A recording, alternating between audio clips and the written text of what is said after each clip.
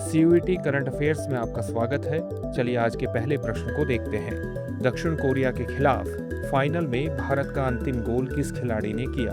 आपके सामने ऑप्शंस हैं हरमनप्रीत सिंह, अमित रोहिदास, दिलप्रीत सिंह, सुखजीत सिंह। इसका सही उत्तर होगा ऑप्शन बी, अमित रोहिदास। अमित रोहिदास ने 50वें मिनट में भारत के लिए अंतिम गोल किया, जिससे दक्षिण कोरिया के खिलाफ स्कोर 4-1 हो गया। अगला प्रश्न है, वांगचू जल विद्युत परियोजना के लिए कुल निवेश कितना है? आपके सामने ऑप्शंस हैं 5,000 करोड़ रुपए, 4,000 करोड़ रुपए, 6,000 करोड़ रुपए या 8,000 करोड़ रुपए। इसका सही उत्तर होगा 6,000 करोड़ रुपए। वांगचू जल विद्युत परियोजना का कुल निवेश 6,000 करोड़ रुपए है। इस प्रकार से ऑप्शन सी सही है। अगला प्रश्न है, रामनगर संभाग में बाघों की संख्या का अनुमान लगाने के लिए विशेष सर्वेक्षण में किस पद्धति का उपयोग किया गया था? आपके सामने ऑप्शंस हैं प्रत्यक्ष अवलोकन, हवाई सर्वेक्षण, उपग्रह ट्रैकिंग, कैमरा ट्रैप। इसका सही उत्तर होगा ऑप्शन डी यानी कैमरा ट्रैप। रामनगर संभाग में बाघों की संख्या का सर्वेक्षण करने के लिए 1069 कैमरा ट्रैप चित्रों का उपयोग किया गया है। अगला प्रश्न है, चंद्र ग्रहण के दौरान पेनुम्ब्रल चरण के बाद कौन सी अवस्था आती है?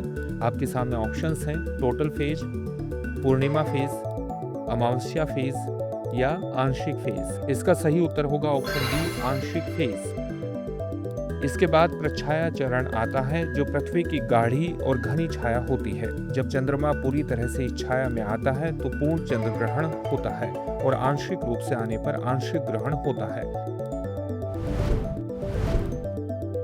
अगला प्रश्न है, शोधकर्ताओं ने व्यक्तिगत प्रोटीन अणुओं पर नियंत्रित यांत्रिक बल लागू करने के लिए किस विधि का उपयोग किया था?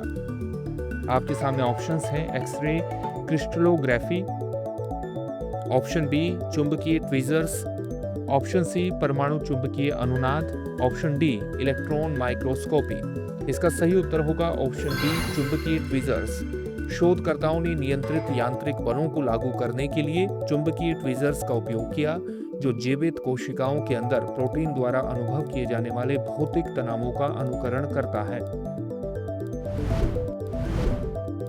अगला प्रश्न है, किस देश ने भारत में सेमी ड्वार्फ गेहूं की शुरुआत की, जिससे 1 दशक से भी कम समय में उत्पादन दोगुना हो गया?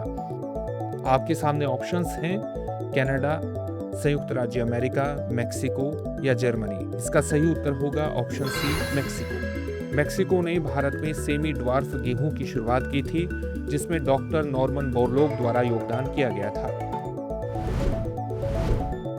अगला प्रश्न है, 2FA का क्या अर्थ है? आपके सामने ऑप्शंस हैं 2 कारक प्रमाणीकरण, 2 कारक प्राधिकरण, 2 आवृत्ति प्रमाणीकरण, 2 क्षेत्र प्रमाणीकरण। इसका सही उत्तर होगा ऑप्शन ए 2 कारक प्रमाणीकरण। 2FA सुरक्षा बढ़ाने की एक विधि है, जिसमें 2 प्रकार की पहचान की आवश्यकता होती है, एक पासवर्ड और एक प्रमाणक ऐप द्वारा उत्पन्न कोड। अगला प्रश्न है, बाबल मंदेब जलडमरू मध्य से कितनी केबल पनडुब्बी गुजरती है? आपके सामने ऑप्शंस हैं 10, 15, 12 या 20। इसका सही उत्तर होगा ऑप्शन बी 15।